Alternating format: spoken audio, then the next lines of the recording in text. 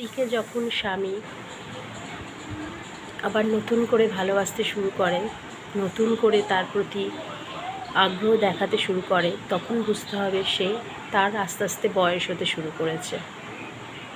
সে একদম একা হয়ে গেছে, সবার স্বার্থ ফুরিয়ে গেছে, পাশ থেকে সবাই সরে গেছে।